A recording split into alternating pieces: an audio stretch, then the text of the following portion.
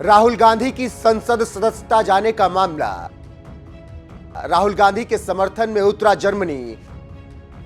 Germany को भारत ने दिया करारा जवाब। भारत के जवाब से तिलमिला गया जर्मनी।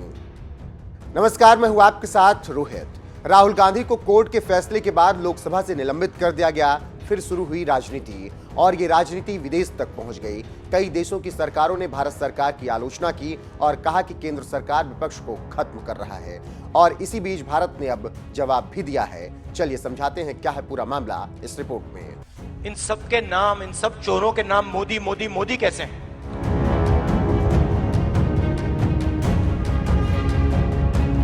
दरअसल सूरत की एक सेशन कोर्ट के फैसले के बाद भारत की राजनीति में तूफान आ गया, क्योंकि सूरत कोर्ट ने एक मानहानि के मामले में वायनाड से सांसद राहुल गांधी को 2 साल की सजा सुनाई।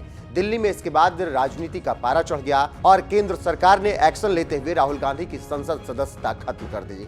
फिर शुरू हुई राजनीति विदेश तक पहुंच गई। उसी मामले में कई देशों ने आवाज उठाई। पहले अमेरिका ने कहा कि सत्ता में बैठी सरकार विपक्ष को खत्म करना चाहती है और उस पर हमारी नजर है। उसके बाद जर्मनी ने राहुल गांधी की सदस्यता पर सवाल उठा दिए।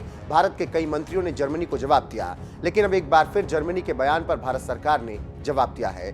भारतीय विदेश मंत्रालय ने जर्मनी की इस टिप्पणी पर कहा कि भारत उनके विचार जानने के लिए प्रतीक्षा नहीं कर रहा। अरिंदम बागची ने कहा कि मुझे नहीं पता कि वो इस तरह की टिप्पणियां क्यों करते हैं और इससे जर्मनी क्या हासिल करना चाहता है। आपको जानकारी होगी कि इससे पहले केंद्रीय मंत्री किरण रिजिजू ने भी जर्मनी पर पलटवार करते हुए कहा था कि भारतीय न्यायपालिका विदेशी हस्तक्षेप से प्रभावित नहीं हो सकती है।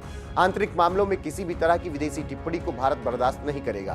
तो आप समझ गए होंगे कि कैसे आधिकारिक तौर पर भारत ने जर्मनी को अब ललकार दिया है। जानकारी देते चले कि जर्मन विदेश मंत्रालय के प्रवक्ता ने पत्रकार के एक सवाल पर कहा था कि हमारी जानकारी के अनुसार राहुल गांधी इस फैसले के खिलाफ अभी अपील कर सकते हैं। इस अपील के बाद यह स्पष्ट हो जाएगा कि क्या यह फैसला कायम रहेगा और यह भी स्पष्ट हो जाएगा कि राहुल गांधी की संसदीय सदस्यता बर्खास्त करने का कोई आधार है या फिर नहीं।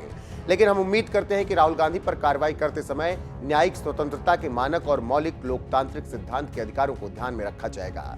इसके साथ ही साथ अमेरिका ने भी राहुल गांधी की संसद सदस्यता रद्द करने के मामले पर टिप्पणी की थी और न्यायिक स्वतंत्रता की बात कही थी। राहुल गांधी ने 2019 में कर्नाटक चुनाव प्रचार के दौरान मोदी सरनेम को लेकर टिप्पणी की थी। इस मामले में सूरत पश्चिमी से बीजेपी विधायक पूर्णेश मोदी ने राहुल गांधी के खिलाफ मानहानि का केस दर्ज कराया था। उसी मामले में सूरत की एक सेशन कोर्ट ने राहुल गांधी को दोषी ठहराते हुए 2 साल की सजा सुनाई। जिसके बाद राजनीति शुरू हुई और अब तक वो जारी है। देखना होगा कि आगे क्या कुछ होता है।